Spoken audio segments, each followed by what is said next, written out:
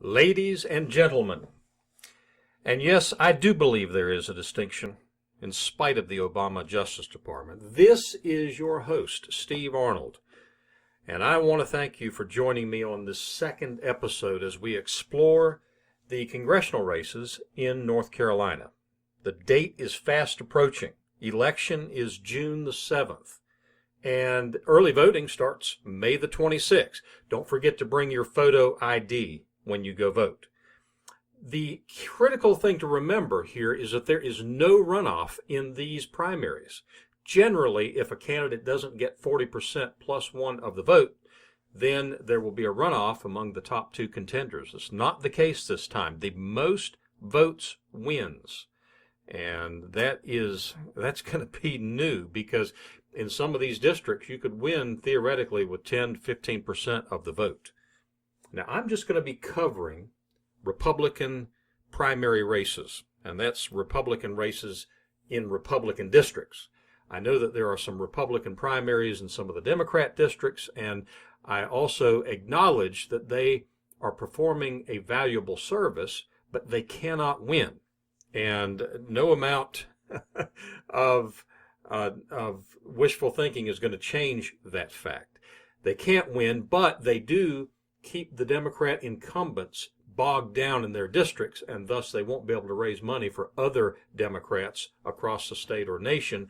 That is a good public service, but they're not going to win. Out of the 13 districts in North Carolina, 3 are Democrat. The 1st district, the 4th district, and the 12th district. And so I'm not going to cover those. We've also got 2 Republican districts of the 10 remaining that are not being challenged in a primary. So the incumbents, Meadows and Rouser, are not being challenged. I'm not going to talk about them, therefore, but I will talk about the remaining 8 races. First of all, and probably most importantly, we need to have a discussion about exactly what you are looking for in a congressman. What do you want your congressman to do? And I might also just add that term congressman is gender neutral. So a man or a woman can, of course, be a congressman. They are called such. Just wanted to point that out. But I also, more importantly, want to ask you, what do you want them to do? What do they need to know? What do they need to be?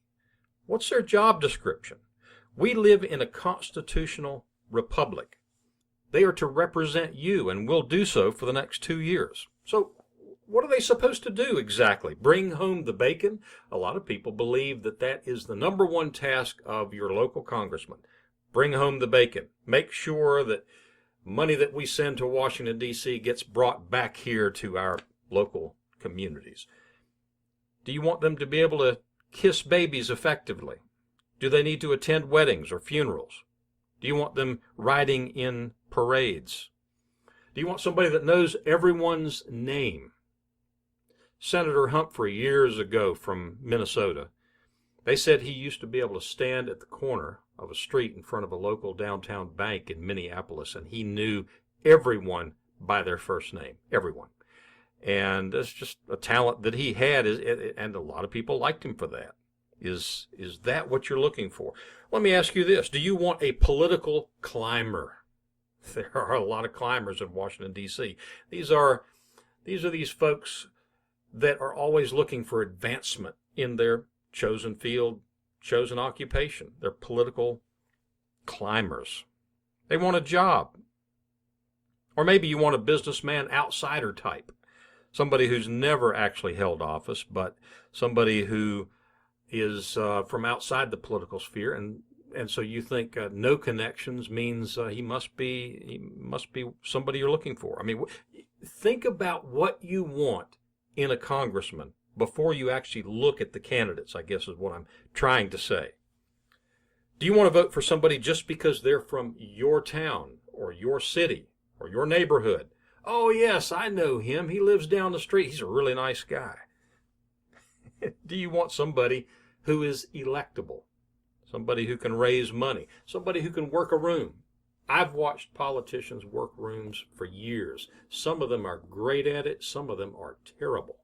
I've watched politicians actually go to events, sit in the corner of the room, and never get up until their name is called, and then they stand up. But they haven't actually gone around and looked like they were interested in seeing anybody else there. Do you want somebody who's just like you, a really nice guy? I pointed out a number of these criteria that a lot of people do use. I've watched politics for years, and it always is astounding and very interesting to me to note how many different reasons people use for supporting someone for political office. There are countless different reasons. In fact, I would say there's a million different reasons why people vote for someone. And some of them I've outlined here. Some are other I just bumped into someone down around Charlotte area, and they were asking about a congressional race, and they said, "Oh, I'm going to go vote for so-and-so." And I said, "Why are you going to vote for that person?" "Oh, well, my friend called me and said that they knew him and he was a really nice fella." I said, "Well, does your friend, do you always do what your friends say?" I mean, I'm just curious. Why do people vote how they vote? In my opinion, none of that stuff really matters that much. None of it should matter that much. What does matter, and I think there are a number of things that you should ask yourself, including a lot of the things we've talked about. I mean, it matters, but it's not most important. Does character count? That's another question for you. Here's another one maybe you haven't thought of. How do they handle power? Maybe you've seen this person elevated to a particular position. Have they handled it well? Are they still approachable? Or has it gone to their head? Sometimes power plays tricks with people. Let me tell you what I think a congressman should do and be. And remember, we've got to break it down. This is in the context of our world as it is today. Not as we wish it were, but as it is. I want to be realistic. I believe I am a realist. This is not 1955. This is not 1985. This is today, right now, 2016.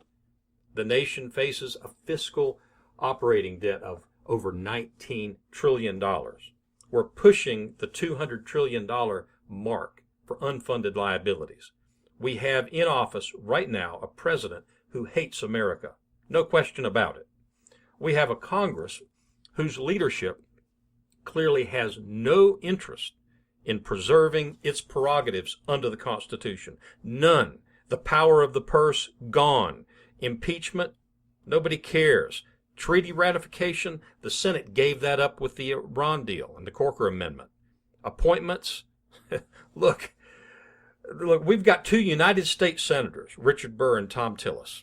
I wasn't going to mention congressional names, but these names are from the Senate.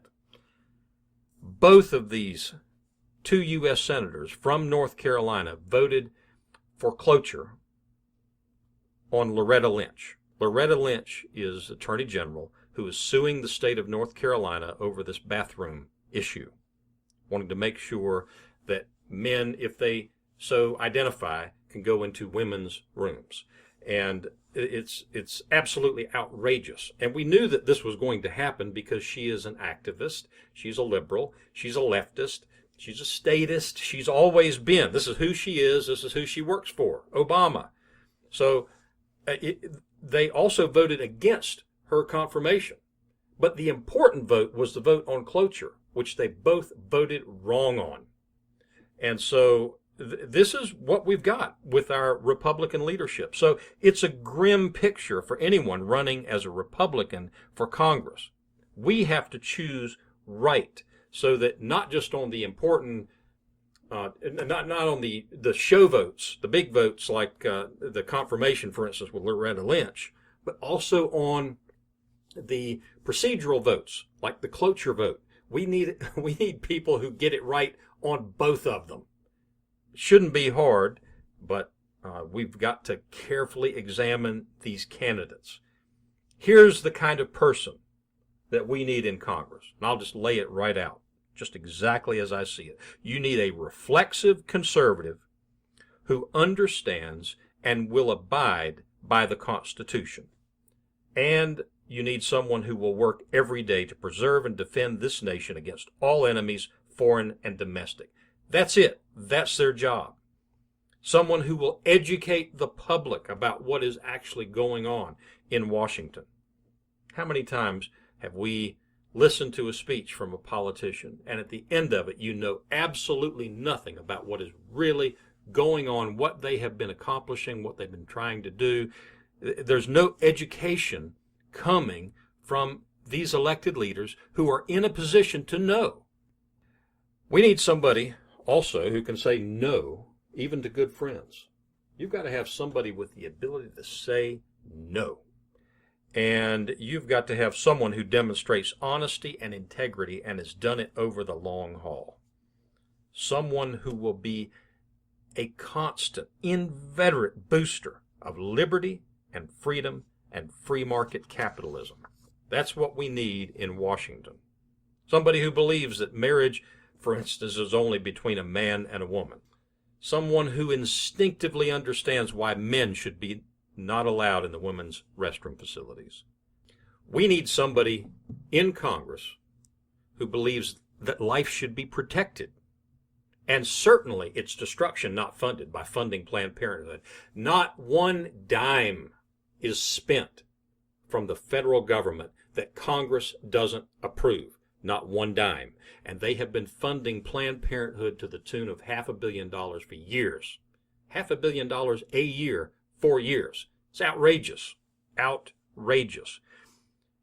You have to have a congressman who knows that the Second Amendment is all about defending against tyranny. We've got to elect someone who knows that a nation has to have borders which are enforced and defended.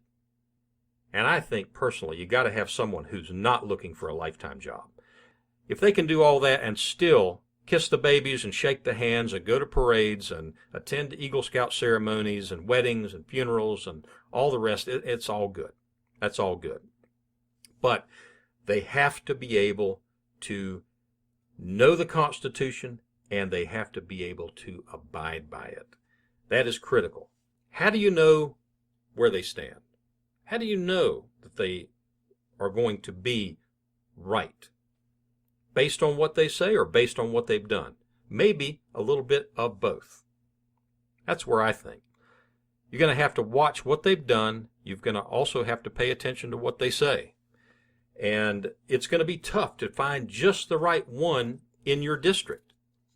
Your choices in these races, and we're going to talk about names. We're going to talk about issues in these upcoming episodes of this podcast. But your choices won't always be between better and best. They may be between mediocrity or worse. It may be that you'll just have to vote against somebody rather than necessarily voting in favor of somebody. The best thing you might be able to do for some, for your, the future of the republic, might be to vote against somebody. Maybe. We'll see. We'll look at it. We're going to look at these contested Republican primaries and keep in mind one other thing that I do know, and I'm thankful for. Politics, and you have to remember this, politics is not a blood sport in America. We can thank God for that. Just because you do not support someone in the political arena doesn't mean you hate them or that you think they're an intrinsically bad person. They may just be inadequate for the task at hand. That is the case, actually, with most people in Congress today. They generally are pretty nice people, one-on-one, but they're inadequate for the challenges and for the task at hand. You're looking for a congressman. You're not looking for a best friend. You're not looking for a Sunday school teacher. You're not looking for a business associate. Make sure to bear that in mind.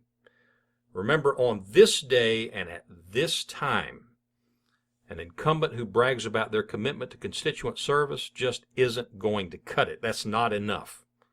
The nation's survival is at stake right now. We have to elect the right person.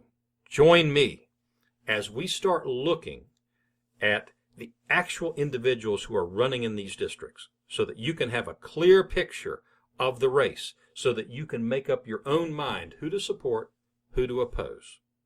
Hopefully these first two podcasts will get you to think about exactly what it is you're looking for in a congressman and be able to approach this race from an intellectual standpoint.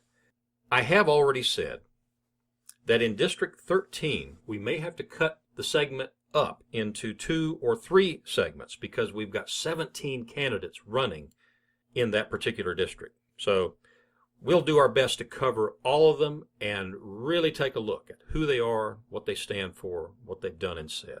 Thank you so much for your time. Make it a great day. God bless.